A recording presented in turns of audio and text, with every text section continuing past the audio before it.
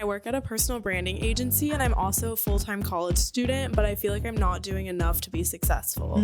Yeah, you sound so lazy. Oh my gosh. I don't even know what to tell her right now because I was like drinking 40s at that age.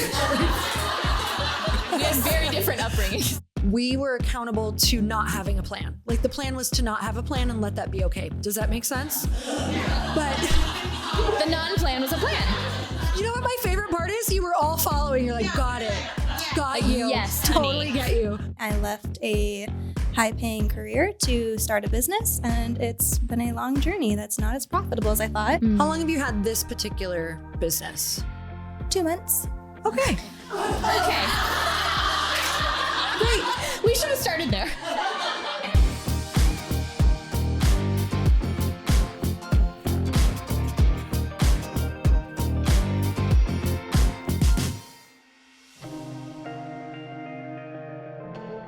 All right, we ready for some Q&A?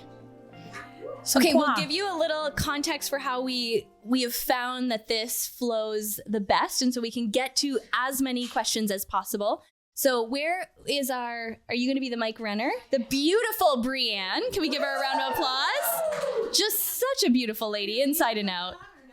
I know. I'm here for it. At the break, Risa was cleaning a lipstick smudge off my cheek, and I think it was from when you said hi. So yeah, we're just getting all close and comfy today. So what we're gonna do is, if you have a question, we're gonna go through as many as we can. We're gonna have you stand up, yes, in front of a room of people.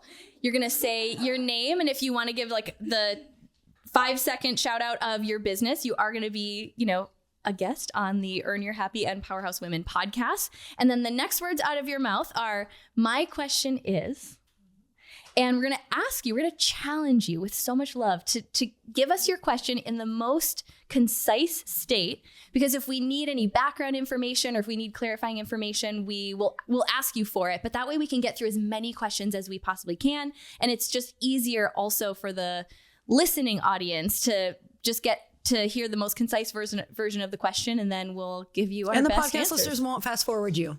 They won't. Have you ever listened to a podcast where you're like, lady, get to it? All right, amazing. So who wants to ask the first question? Okay, in the back, and then we've got 2 up here we'll come to next. Thank you so much. I adore both of you. Oh, I don't need to hold it. You can if you want. I've been listening to Lori's podcast today because you sent out the prompt this morning about creating content pillars. And I've been matchmaking for 30 years and hunting for women at events. I'm Roseanne Higgins, by the way. And I'm finally identifying my superpower is going up to a stranger. And I had Pre Williams agree to be the first person I did this to, where I go up to him with my phone and I say, hey, would you film me meeting you? And I need people to see I do this every single day. Yeah. How do I convert that into the right content, name it the right series, get the right hashtag, and convert it into why?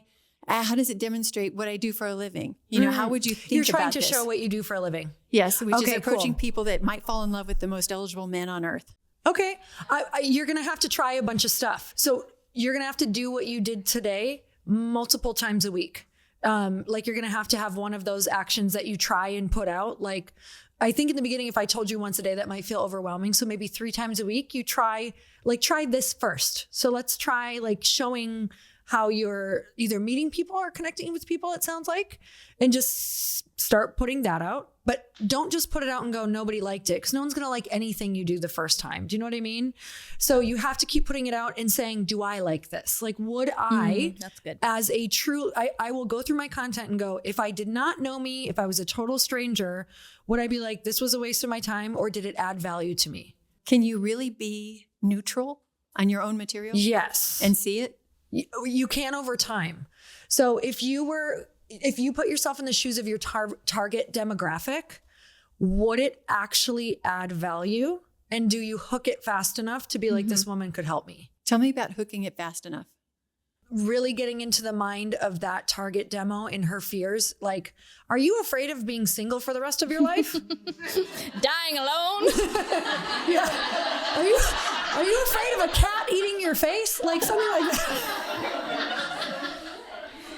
No, or it could be something like, you could speak into the fears of when I think about my single girlfriends and the things that they say about what it's like to be in the dating world, because you're really trying to help people see another option for themselves in terms of meeting their match. The invisible man that I'm not packing in behind me. Oh, right. So it could be something like, do you think there are no eligible men in Phoenix? That's good. I'm going to prove to you that you're wrong, right? Or something like that. So it's speaking right to something that I was just saying that to my girlfriend, right? And the woman's seeing it and she's feeling like you have been eavesdropping on her conversations, right? So something like that is what is the most attention grabbing. And I think on social media, this is kind of just for everybody.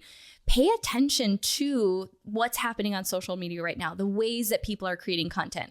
I love that style of content for you because you're very personable. You have this background of years and years and decades of helping people meet their match. So we want to see you more and see you in your element. So I love that. And then it would be something like, I'm Roseanne Higgins. I've been a matchmaker for how many years?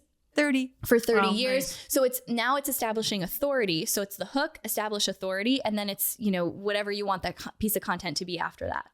And how do I make myself accountable? Like you have the 30-day surprise yourself challenge. That would be a good way to do it. Yes. Yes. So it really is. It's holding yourself accountable. I think number one, it's knowing how you're motivated and knowing what's going to hold you accountable. So, whether it's finding an accountability buddy, we did that. We did like a 30-day posting challenge where we committed to each other. We were going to post every day for 30 days and we would tag each other, and it would be 11 p.m. and I'd be in bed scrolling on my phone like everybody does. Everybody does that, right? And then I would see that she just posted, realizing I didn't post, and I thought I was off the hook, but then she would tag me in hers and I would be mad for 30 seconds, but then I would be so grateful for the accountability. And then you'd go make a post? And then I would find something in my camera roll and add some value. And a lot of times those ended up being the posts that performed the best because I didn't overthink them. And you didn't care that it was 11 o'clock at night when you posted and No. it wasn't the most popular Exactly. time of day. I didn't get in my mind saying this isn't a good time to post. I should wait till exactly 9:01 a.m. That's what it's about so and I shared on the podcast that you had listened to the 30-day, I was talking about the 30-day consistency challenge. So I had started with that saying the 30-day consistency challenge was just about letting go of caring what that was about, like just getting in the cycle of like posting. I think for like the next version of that is if you want to start making those content pillars, which I just put this podcast out if you want to listen to it. But for you, in order to stick to it, you said, how can I be accountable? It's really tough, you guys, to be accountable without a plan. We were accountable to not having a plan. Like the plan was to not have a plan and let that be okay. So there was actually a plan. Does that make sense? But yeah. The non-plan was a plan. You know what my favorite part is? You were all following. You're like, got it. Got you. Yes, honey. Totally get you. But you must have a plan for this next version. So maybe it's 3 times a week, you're going to do the thing that we just talked about. And so the way that you hold yourself accountable to that is in a Google Doc, writing the 3 questions that you want to hit on that week that you want to make a video on. And you map that out for the whole month. So you have your 12 for the month. And then when you wake up that day, or maybe you batch that week, you do your 3 that week on Monday. Now you have a plan. So now you're accountable. Now you're not going to not post because you have them done. You're suggesting almost a woman on the street kind of motif. Yeah. And this also popped into my mind. You're standing right next to Stephanie, who's a brilliant content creator, and her whole business is built around helping. So I saw the wedding ring. As far as accountability, she's like, damn, she may not be a potential client. However, but that also in areas that I struggle to stay consistent, investing in it. Yeah, I think is another great way to hold yourself accountable. Bless you, ladies. Thank you. Great you questions. so I think we all much. feel that way. So thank you so much. Okay, we'll come up here. I saw Sierra and Mercedes. We can go in whatever order we want to go here. Hello, I'm Sierra Shuey. I'm the host of the Upleveling podcast. I'm an environmental scientist, and I help moms create low-tox homes without feeling overwhelmed. My question is, in moments that feel really painful, How have you differentiated between it being a point to push through or a point where you're supposed to redirect? So I think that the energy is actually the same, because regardless, you want to keep the forward momentum, even if it's not in the vein of the thing that you were going into. And I just heard this wisdom this week or within the last week or two that made a lot of sense. And when I look back, this is probably a version of what I ended up doing. And what he said, it was on this podcast, he said, give it 100%, like give it your full 100%. That's actually the fastest way to get clarity about whether it's for you or not, versus I think what I've done in the past, which is like, I want clarity and I'm kind of like giving it half energy because I'm like, well, I don't want to give it my full energy unless it's really my thing. So I actually think that momentum and action in the wrong direction, even if it's the wrong action, creates more momentum than if you sit in indecision too long. So I think it's having a clear vision of, what do you really want? And yes, reevaluate that on a periodic basis. Maybe it's once a quarter, once a year. Like, what are my goals? Is this still a project or a business venture that's getting me closer to that? And if not, then it's like, as fast as you can wrap something up. If it is a no, I think that also creates momentum. It's like that in between kind of wishy-washy energy that I realize I would get really stuck in and I lose a lot of energy. So I don't know if that like completely relates to the question behind your question. No, absolutely. But I thought that was really brilliant in terms of how to speed up the process in those moments where you have a big decision to make. Mm-hmm. I love that. I want to add another layer because it's so layered that decision making is so unique because you have to make bad decisions to make good ones, and it never ends. Like, you never actually learn how to precisely make a good decision. I'm honestly in major indecision right now of like, do we have children or not? Like, I'm just at that point in my life where certain things have not worked. Do I do this or not? And so every day is a massive question mark. And still, I'm not even like remotely clear. But the thing that has given me peace, even around this process, instead of being like, clock's ticking, I got to make this decision. Like, I'm doing the thing in my head where I'm like, I'm going to be 67 when they graduate or whatever, like whatever we do. And like kind of real numbers, everyone. So, or maybe they'll never graduate like me. Oh no. There we go. We just cleared that one up. So who cares? Who cares anyway? But I had heard someone say, if you're in indecision, you're never, ever going to know 100% what decision to make anyway. Ever. So make a decision knowing that you have to make a decision, and that's going to show you what the path is, because a wrong decision shows you the right decision. So we get so caught up in, is this the wrong decision? Now, the only catch-22 with children is once you have them, you can't give them back. But so that's where I push back on that So one. we hear. So we hear.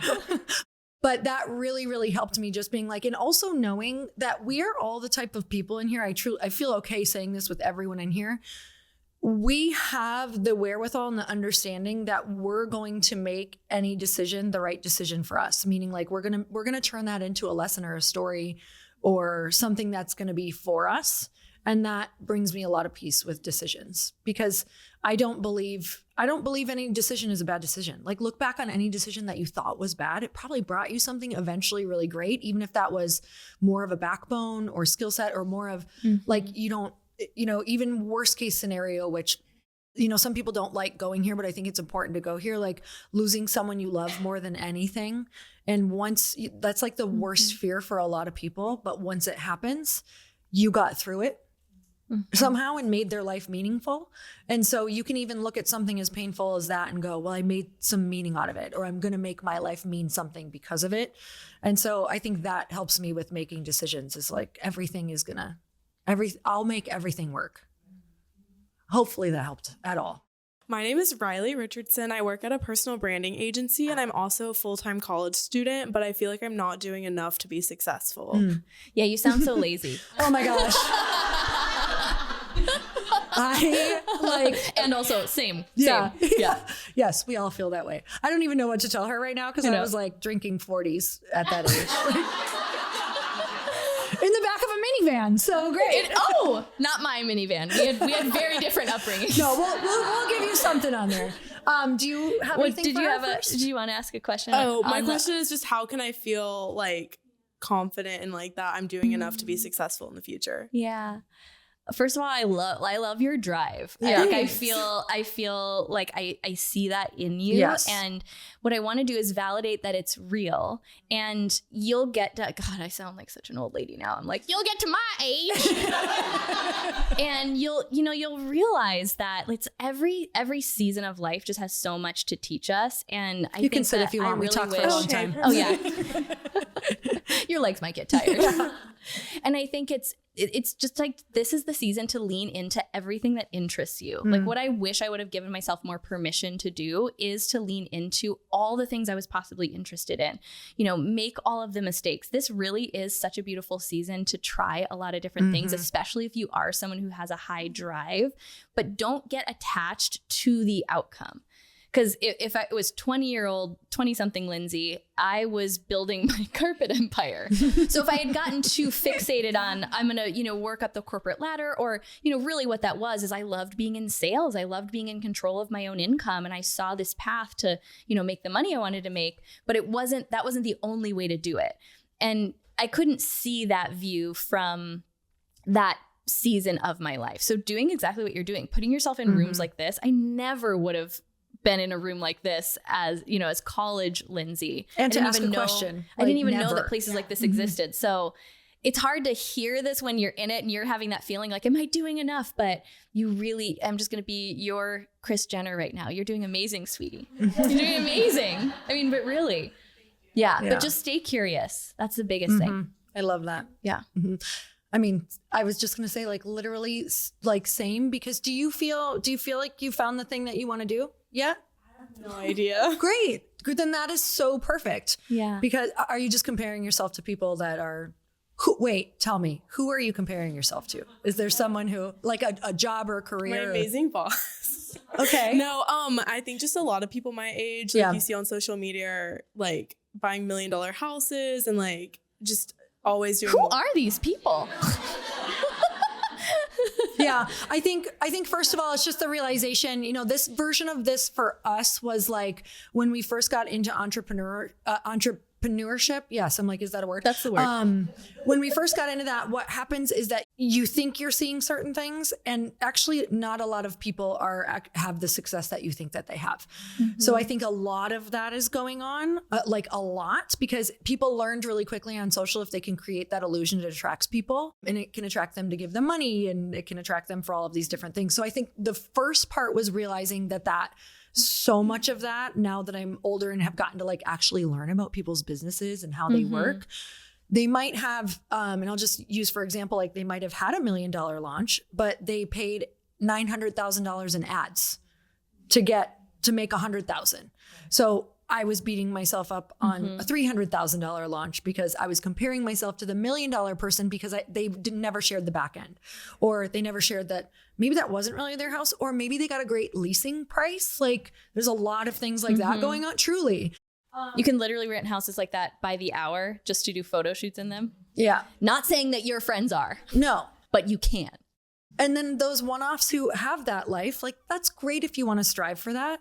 But also I think being like so young and wanting all of the things right now, which is totally normal, obviously, it's like, where does it go from there?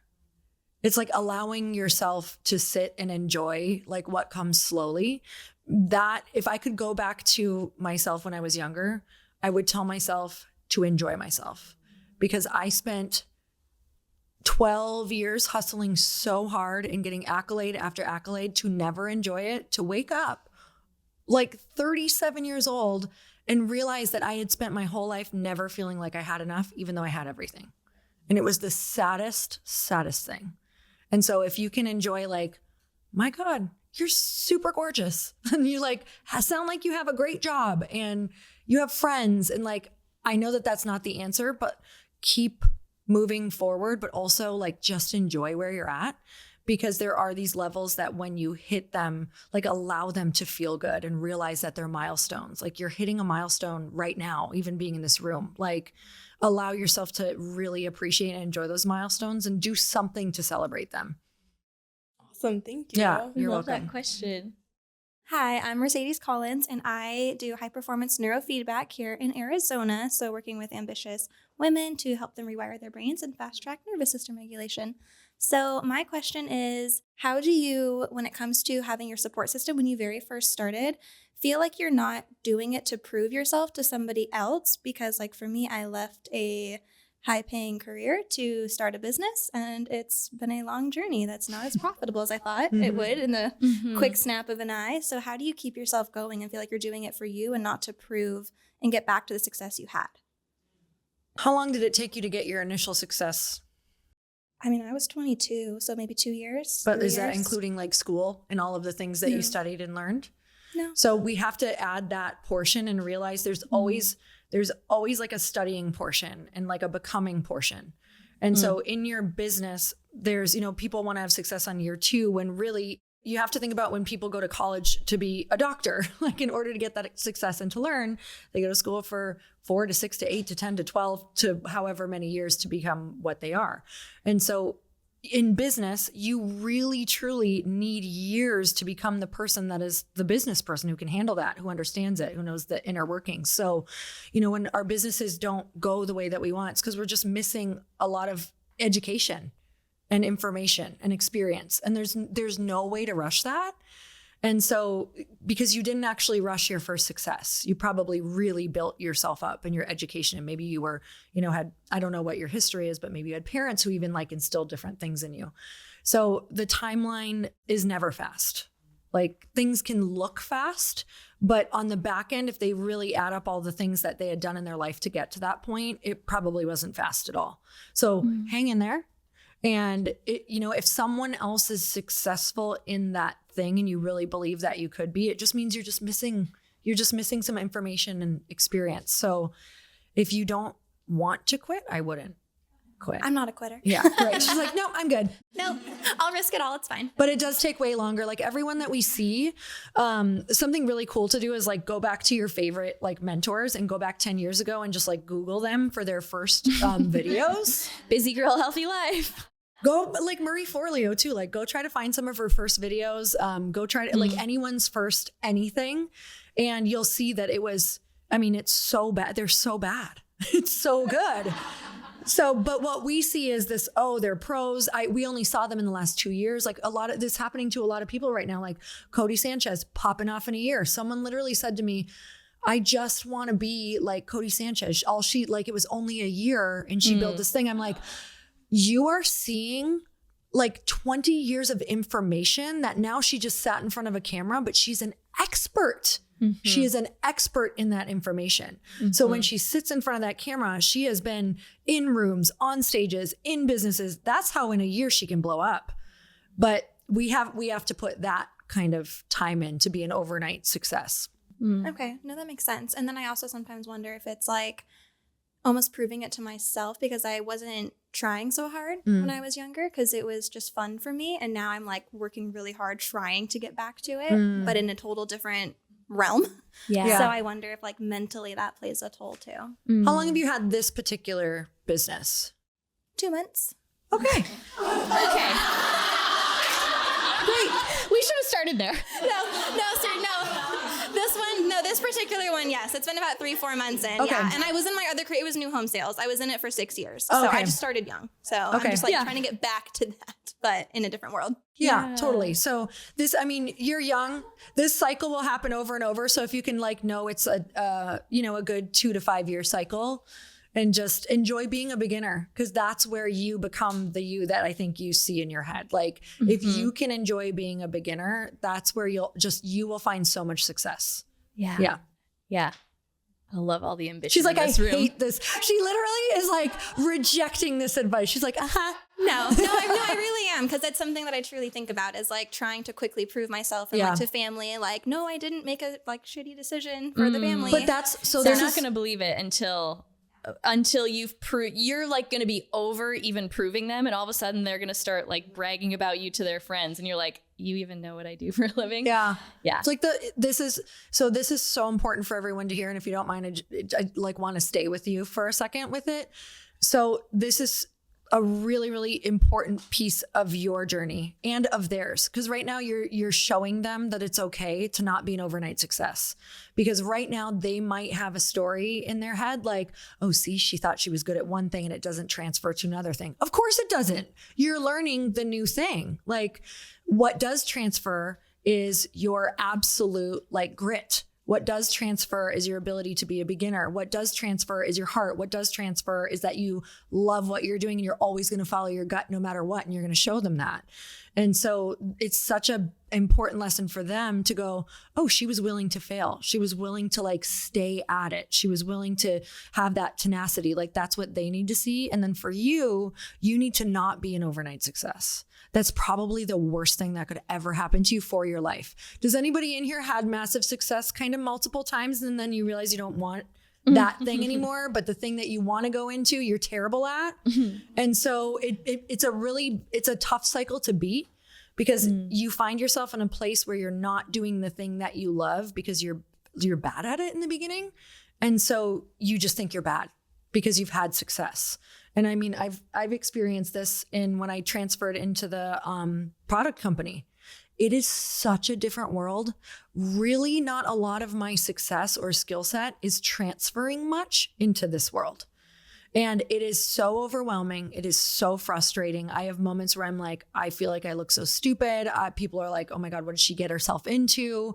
Like there is a lot of pressure there. And there's a lot of pressure that I'm applying to myself. But I know that this is my work to become the next level person that I want. And so you have to stick with it to learn those skill sets and also like to have this moment of not being successful yet in it or like as successful as you want. Makes sense. Yeah. Thank you. I appreciate it. Yeah. Because and I'm not blowing it off, I promise. No, I was joking. I do take it to heart. I'm sarcastic. I'm sorry. I do it as a joke. But the other thing I just want to say is you guys, like these moments. So for you, you're working with women who feel the same way. So you have to be in it. So if there's a disconnect with you and a future client, it's like you're going to be delivered all the things that you need to be able to teach later. Because if you want to be really good at what you do, you need to reprogram yourself right now to let it be okay. That success can take time in like a really masterful thing that you want to get it into. I loved your question. Thank you so much. Thank you. Over here, Tirza. Do you want to squeeze anything? Nope. Just your butt cheeks.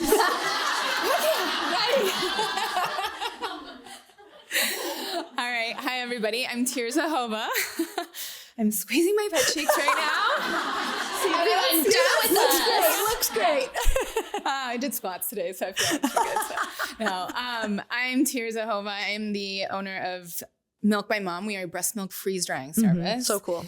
It's a really innovative industry. There's really only 4 of us in the country doing it. And I'm really passionate about building community. And this is something that you both have excelled. And one of the things that I really want to do is start to build out a referral program or affiliate program, but make it unique and special. And I know you talk about this on your podcast and you're trying to do that with Glossy, but I'm really interested in just any sort of nuggets that you've come across along the way in terms of how I can do this in a unique way to really foster the community at first.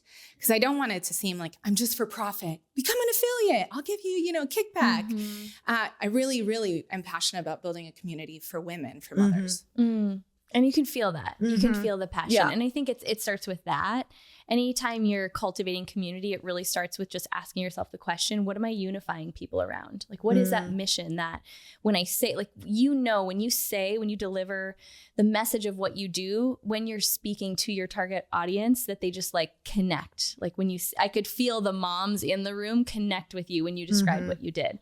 So I think it's getting that and then realizing like, well, what is the affiliate program going to help them fulfill on? So, are you passionate about helping other women make money? Are they passionate? Are they going to connect more with the mission behind it? Are they going to share it for that reason? And maybe it's a little bit of both, but I think it's having the mission of what you stand for as a brand. That's how you start to build community. You're declaring, here's what we stand for. And if you're a part of this community, if you're connected to this is, you ride with us on these things that we really believe in. And then from there, it's, well, what is going to really motivate people to want to bring others into that conversation? And I think if you build it around that, it's just, there's nothing better than helping other women make money. And you have to be okay being for profit if you want them to be. Not that you're not, but just notice that like there's something there maybe in a fear that people might think that it's about you being for profit. Yeah. And that's okay.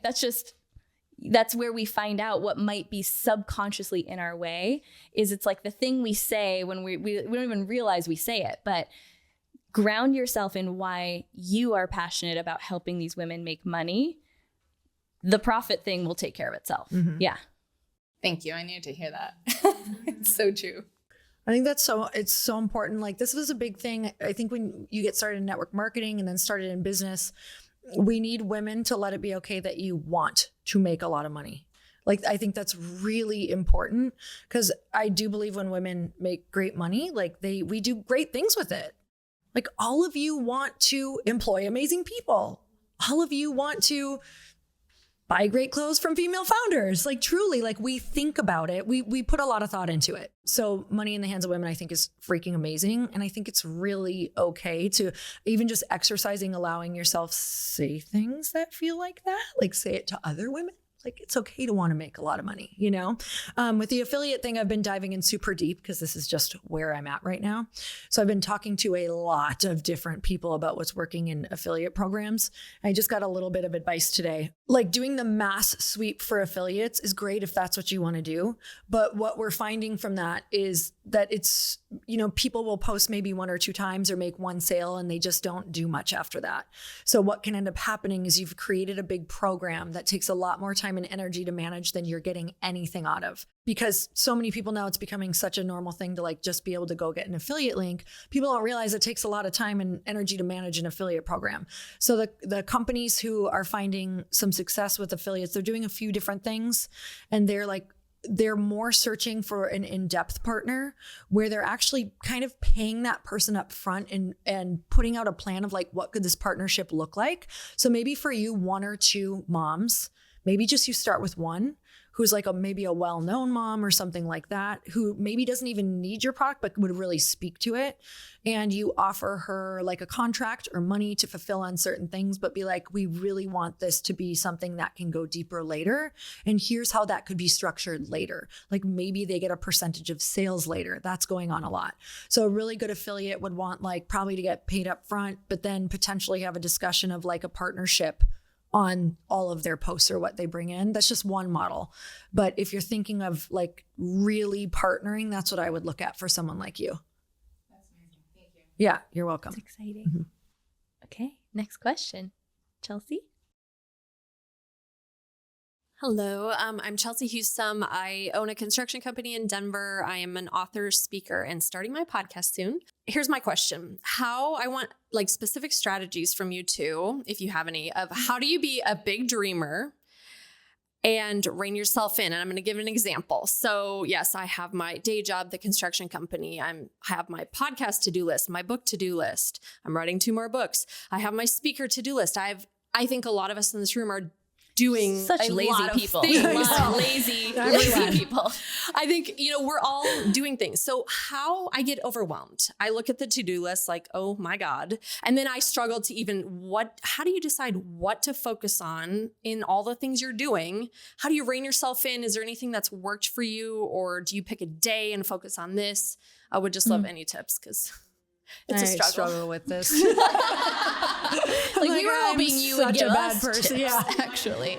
We invited you all here to help us. Yeah.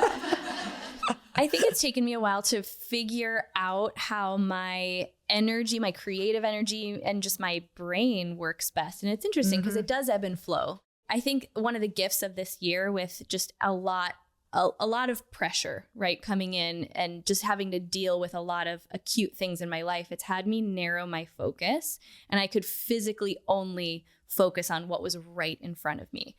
And so what's interesting is I'm like, oh, this is what they say about focus. Wow, this is really powerful.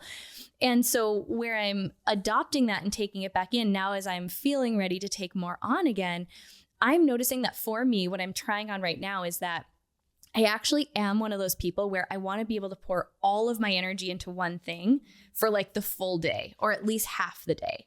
And that's tough because then I have to set myself up to be ahead on the things that other people need for me in order to do that. But I'm kind of playing around with my schedule, making sure I have certain days that are completely free, because that, even for my brain, not seeing a bunch of meetings.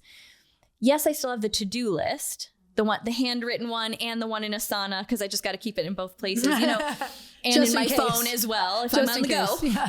So I can feel stressed on the go as well. Like if you don't feel stressed on the go, you got to look. And I think that it's finding what works for you. Knowing my human design has really helped. I think things like that, just really learning about yourself and learning about how your energy is optimized, I think is really powerful, because it is so different for every single person.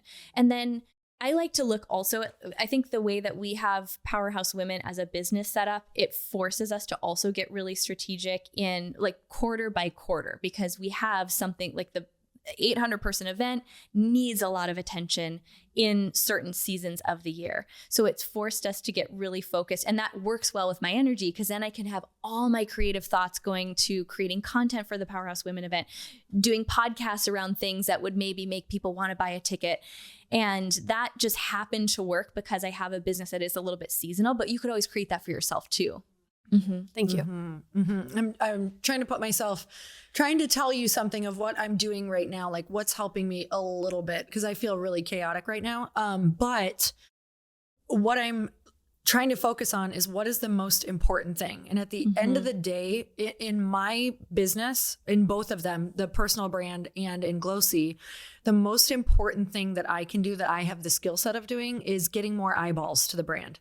So growing social media, making sure that our emails are better, getting in rooms like this and on stages and speaking. So, you know, even though I want to be doing some of these other things, I'm learning that that is the most important. So it's showing me what I need to be delegating. So looking at what's the most pressing. Is it the book, because you need to really build, you know, brand credibility, so maybe you should spend some time there and tour it again? Or is it the podcast because you want to build more eyeballs or brand credibility? Is that the fastest thing that could grow? Or if you just focused on social, would that get you to grow a lot faster and direct that to it's kind of like figuring out what would be the fastest, most powerful way for you to get more eyeballs on what you're doing. Because essentially, and this could be wrong for you, but most things in our businesses can be solved by more eyeballs on your stuff. Because most likely it's not your product and it's not your messaging. It's lack of customers. And the only people who can create customers the way that you do in the beginning without having to pay for paid ads is you. And so if you're a trudge down, and this is a constant conversation we're having in my company, is how do we get Lori out of the weeds? How do we get Lori out of the weeds? Because they're like, she's the only one who can do this right now, me and Natalie right now. And so it's like, how do we make sure that we're out there trying to solve the main problem while also, of course, doing the other things that are important? But you'll start seeing, you might already be seeing it. There's just like, we're doing so much more content. We're getting more clear on the podcast. We're making sure that that's all present. Like there's a lot more ways to get eyeballs and then capture them. Well, actually, I'm like your perfect target audience, because literally every time I go into Facebook and Instagram, it's like Glossy's the second thing. I'm like, dang, Lori, you're doing good every single time. She's got a pixel on her face right now. I love that. So hopefully that helps. And none of us have it figured out. No. Oh my gosh. Like other than maybe the very left brain, very logical, systems oriented, most of us in this room, if you resonate with both of us, you probably have a very creative part of your brain and your personality. And it's okay to leave space for that part to really flourish. I get the best business ideas when I have the least on my calendar, you know, and that takes trust. It takes a lot of trust. Hello. My name is Sarah Chambers, and I'm the CEO and creative director of Ellie and Nora Creative, which is a full-service creative agency specializing in branding. And I am the host of the Chicks Who Give a Hoot podcast. Ooh, cute. Just hit 100 episodes. Nice. Thank you. Awesome. It was incredible. My question is that I am in a season of yes, where it feels incredible. Feels like doors are opening. It feels like people are paying attention finally, but I've been at this a really long time. My business is almost 6 years old. Finally. She goes a really long time. It feels great. Yeah. But I'm finding that there's a lot of fear in swinging for like the really big next thing because there's been a lot of years of no. So I would love just your thoughts on like what that feels like and what to do. Can you tell me, I'm just so curious what the really next big thing is for you? Oh, you're going to make me say it out Yeah, loud. I just really want to know. Well, I'm planning an event on March 8th, which is International Women's Day. Nice. And I've never done an event like that before. So hopefully over 100 women in that room. That feels really big and scary. And then Chicks Who Give a Hoot definitely has to be a book. So I love Great. this. I love this. And it's as someone who knows you, I'm like, oh yeah. Yeah. Of course. obviously. Of course you would do that. Of course you would. Yeah, I can actually just feel the transformation that you're really stepping into and declaring for yourself. It's like I can feel your power and I can feel that you're allowing yourself to be stretched by this. And I just really want to honor that first and foremost. And for whatever reason, this popped into my mind, maybe because you said, this event with 100 people. I remember sitting and planning in my Friday shirt the first Powerhouse Women event. And I thought the first Powerhouse Women event would look more like this. I actually was scouting for someone who'd let me host it in their living room. I really just wasn't thinking that big. And then eventually, as I started to, expand the vision, I remember thinking maybe 50 people. And there was one day where I was just like really feeling crushed by the weight of it, the bigness, because I couldn't actually see the path for how to make that happen. That's how we know we're operating within the zone that's going to actually have us grow, is when you can't see your way. If you could see your way easily to 100 tickets, you wouldn't have to grow in order to step into that. So true. And I remember just this, I just like in a moment where I got quiet. I don't know if I was meditating or walking or what it was, but it was this kind of this little download of you don't need to know 50 people. But I bet you know 10 who could all invite 5 friends. And so I think just knowing you are someone who shows up, you pour into people, you pour into communities, lean on that. And especially if that feels uncomfortable, to ask for support in that way. It just notice kind of where you feel the sub stretch within the big goal. And it might be that idea to individually reach out and message people. And you're like, I don't want to do that. But then it just means like that's asking you to lean into it because you're going to grow. You're going to find, something, someone's going to say yes, that gives you just this jolt of confidence where you're like, whoa, okay, I can keep going to the next thing. So I think it really is that. I love to set goals that just make me like want to puke a little. And then usually one of the other uncomfortable things I get to step into in that is allowing people to really show up for me and asking for their support without being attached to what they say. And I just find I like the personal breakthroughs in that. You're just going to transform so much as a person in stepping into these goals. And you'll hit a point where you're not sure if you can do it. And that's how you know you're getting like real dangerously close to that breakthrough. And I'm so excited for you. Mm-hmm. Yeah, thank you. It feels like throwing up all the time. Yeah. You're doing it. Well, and I think because it is so different than the business that I have and the business that I've built, where I really only need 1 to 2 people per month to say yes for this business, and I need a lot more people to say yes at scale, and that feels very different. Ooh, I have so many. I mean, we don't have to get into it, but I'll give you like my entire playbook for like really how to create a momentum initially, like for your ticket sales. There are a couple like strategic things that I'm taking notes all day. Let's just set up a Zoom call and I'll download you like just some things that have really worked for us, if that would support you. It really would. Okay, Thank good. you. Yeah, I'd Thank love you to so do much. that. Cool. What she said. I think we can take one more. Last question. So good. Great question. And I can't wait for your event. Okay, so I'm Julie Berman, and I have a podcast called Women with Cool Jobs that I have been doing. I've been doing it for now over 4 years. And like the previous person, I am doing I feel like I'm really working hard at being more visible, which is immensely out of my comfort zone, but I'm having an event in 2 months.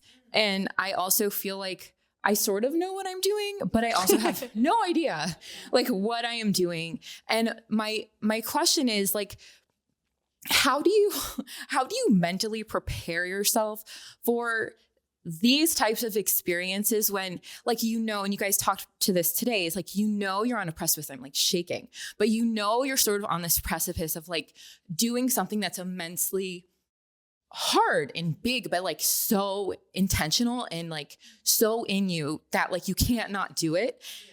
How do you approach those things? Because it's like, it's going to happen and I know it's going to happen. And I'm like at that point where I'm going to start marketing and doing all the things, but it's also me stepping into this whole other, zone that I've never been in. So I would just love your tips and insights for this kind of like moment. Do you feel that? Yes. I literally can feel that energy where you're just like going to cry because it's so hard and so painful, but you have to do it. Like in your brain, you've already done it and it's already who you are. But it's just that bridge from where you are right now to there feels like the longest, most torturous, most challenging walk ever. Like I can actually access that version of me before I did my first event. Like I feel her right now. So I feel you. I love that you're feeling this. It's so awesome. Like it really is. It's horrible and it's awesome. And you are gonna just fast forward right now. You are going to have done your event. Like you will come to an evening. What time does your event get done? Like what's the plan? Like at 12:30 in the afternoon? Yeah. Okay. It will be like 2:00 and you will be sitting around and looking at some of the uploads and some of the pictures. And you'll be like, I literally can't believe that God totally took over. I hardly looked at all the things that I was going to say. And he totally spoke through me. It's going to be those who take the biggest risks will be abundantly blessed. Like when they are for like this, like accessing who you are meant to be. I promise you. Now, that does not mean that you cannot practice your talk or have an outline or work really hard to make sure that your people in the room connect. But I know that you already do that. I don't ever suggest winging it in the beginning. You earn that. You earn the right to wing it. But I will tell you that just this energy, you will not let things drop. Like how you're feeling right now and your fear of it not going well or the way that you want is what is keeping it. That's going to be amazing. But you also don't have to do this. Like you do to an extent. We can tell her all day long, she doesn't have to feel this. She's going to feel this. Like you're going to have moments of like complete, I can't believe I'm doing this. Is anyone going to show up? Even if one person shows up, that's exactly how this event was meant to be, because in the future, you're going to help potentially women with events or whatever that looks like. And you can't, again, you guys, we don't get to stand on a stage and go, my first event was 800 women. So it's like in order for women to want to be in your stuff and follow you and listen to you, we really do need the story of, so no one showed up. You had a boot camp, or we don't want this for you and this is not going to happen. But no matter what happens, it's going to be perfect and it's going to be amazing. And I know you just came off of events, so. Yeah. I mean, I think I ground myself into like the part of your question, which was like, how do you mentally keep yourself going? And it's this, like, you are so connected right now to the emotion of why and the impact you want to make. It did not matter how successful or what an epic failure that first event was. I just knew it was being driven by something that was bigger than me. And I just trusted that. And then I had support around me and people who could pour back into me on the moments where I was like, am I really doing this? But it's just inevitable that it's going to make an impact because your heart is already coming from the place of pure service. And now it's just allowing yourself, just like I was saying to Sarah, like allowing yourself to be transformed in the process, because that version of you is the version that's going to step on the stage or the front of the room, and they're going to be impacted. That's what we're really doing when we're hosting events. We say yes, we set the date, we start selling the tickets. We're signing up to be transformed from that moment that we say yes to the vision until we step on the stage or stand in the front of the room. And we stand there as the version that was transformed by the process of just having the vision and being willing to move forward toward it. And that's the version of you that's going to pour into these women. you're connected to that energy right now, and you're in the process of becoming her. So just understand, like, in the moments that you feel like you're just breaking down, be like, no, I'm becoming. Yeah. I'm just in the process of becoming. Yeah. And it's going to be so beautiful. And we can't wait to celebrate you. Yeah. Thank you. Yeah. I'm excited for you. And just wear those earrings. You'll be fine. Exactly. I mean, a good statement earring, you just can't go wrong. People wonder why I'm obsessed with the outfit. It's like, that's where my confidence comes from. Okay? Yeah, exactly. It's my superpower. I love that. Thank you for these amazing questions. We're so grateful for you. We love these. I think we're going to pick these back up. I mean, you need to just come to town more. She looks at me like I'm in control. You're in control. Make it happen. And this is just our favorite thing to do. So thank you guys so much for coming. It was so good to be back with you. Yes. Thank you guys so much.